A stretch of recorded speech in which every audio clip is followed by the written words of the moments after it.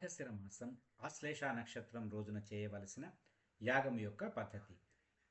కావలసిన హోమ సమిధలు 108 హోమ సామగ్రి కల ప్యాకెట్ మొదలైన వాటిని యాగమునకు ముందే కొని తెచ్చిపెట్టుకోవాలి. ఈ సామగ్రిని 5 భాగాలుగా విభజించాలి. పెద్ద ఎత్తులో యాగం చేసేవారు అధిక సామగ్రిని, సాధారణంగా చేసేవారు కొంచెం సామగ్రిని ఏర్పాటు చేసుకోవాలి. యాగములో ఆదిమూల గణపతికి, కాలభైరవునికి, ఆదిశక్తి, ఆది శివునికి, సద్గురు అగస్త్య మహర్షి వారికి ఆహుతులు సమర్పణ చేయబోతున్నాము. పచ్చి బియ్యంతో వండిన అన్నాన్ని ఒక ఉసిరికకాయ సైజులో ముద్ద చేసి దానిని ఒక తెల్లని పట్టు బట్టలో కానీ నూలు బట్టలో కానీ చుట్టి మూటగట్టాలి. ఈ విధముగా 5 మూటలు తయారు చేసుకోవాలి. మనం ఇప్పుడు వస్త్రము, అన్నము, యాగ సామగ్రి అను 3 విధములైన ఆహుతులు సమర్పణ చేస్తున్నాము. 48 రోజులు నోములో చేసిన విధముగానే బియ్యపు పిండితో 3 చుక్కలు పెట్టి ఒక పెద్ద తాంబూలం తట్టను మధ్యలో ఉంచి దానికి తగినట్లుగా పెద్ద ముక్కోణాన్ని గీసుకోవాలి. ముక్కోణములోని 3 బిందువుల వద్ద 3 దీపాలను అమర్చుకోవాలి. చేతిలోనికి పువ్వులను తీసుకొని ముక్కోణం మధ్యలో పరుచుకోవాలి. కుడి చేతిలోనికి నీటిని తీసుకొని ఈ లోకంలో అందరూ ముక్తిని పొందాలి అని ప్రార్థిస్తూ ముక్కోణం మధ్యలో విడవాలి. ఈ విధముగా 3 సార్లు నీటిని విడవాలి. ఒక తాంబూలం తట్ట లేదా మట్టి తట్టలో ఇసుకను పరుచుకోవాలి. మధ్యలో కర్పూరం ఉంచి ముక్కోణాకారంలో సమిధ పుల్లలను అమర్చుకోవాలి. పసుపు గణపతిని ఉంచి నమస్కరించి తలపెట్టిన యాగం సక్రమంగా జరగాలి అని, లోకంలోని జీవులు ముక్తిని పొందాలి అని ప్రార్థించి కనులు మూసుకొని ఓం శ్రీ ఆదిమూల గణపతియే నమః అని అనేక మార్లు స్తుతిస్తూ నమస్కరించండి. తరువాత కర్పూరం వెలిగించి గణపతికి హారతి ఎత్తి అదే కర్పూరంతో ఇసుక పళ్ళెంలోని ఉన్న కర్పూరాన్ని వెలిగించండి. సమిధలను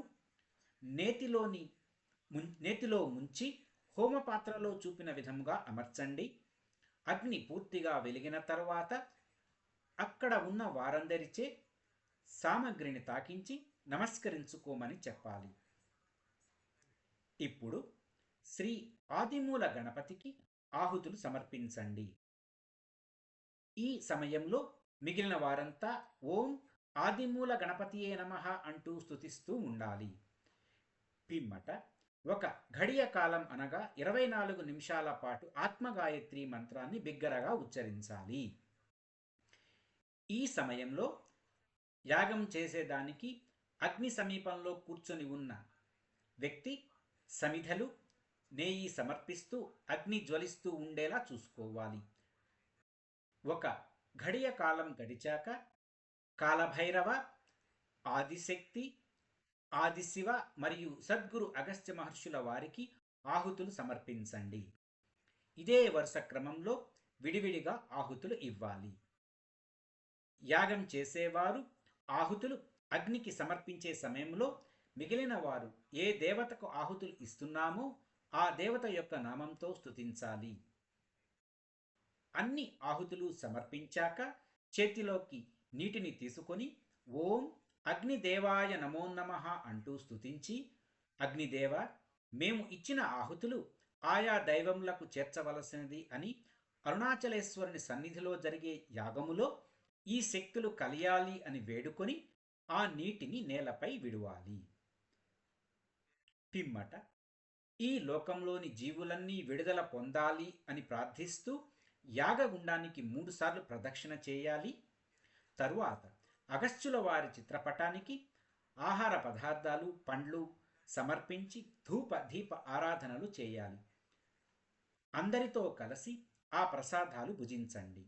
తరువాత చేతులు జోడించి ఆత్మగాయత్రి మంత్రం అనే బాణం ప్రయోగించబడింది.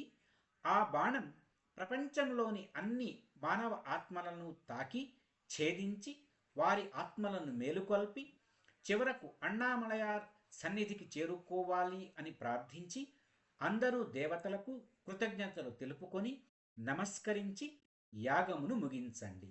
ముఖ్య గమనిక: ఇటుకలతో యజ్ఞకుండం అమర్చుకోవాలి అనుకునేవారు ఇటుకలను ముక్కోణాకారంలో అమర్చాలి అని గుర్తుంచుకోవాలి. ఇళ్లలో అగ్నిని వెలిగించి యాగం చేసుకోలేని వారు టెర్రస్ పైన చేసుకోవచ్చు. యాగకుండమును ఇంటిలో పెట్టుకోలేని వారు మొదట చెప్పిన విధముగానే ముక్కోణాకారంలో దీపములను అమర్చుకొని దాని మధ్యలో ఇంకొక దీపాన్ని అమర్చుకోవచ్చును. యాగంను ఇండియా టైం ప్రకారం 19/12/2024 ఉదయం 5 గంటల నుండి 20/12/2024 ఉదయం 5 గంటల వరకు ఏ సమయంలోనైనా చేసుకొనవచ్చును.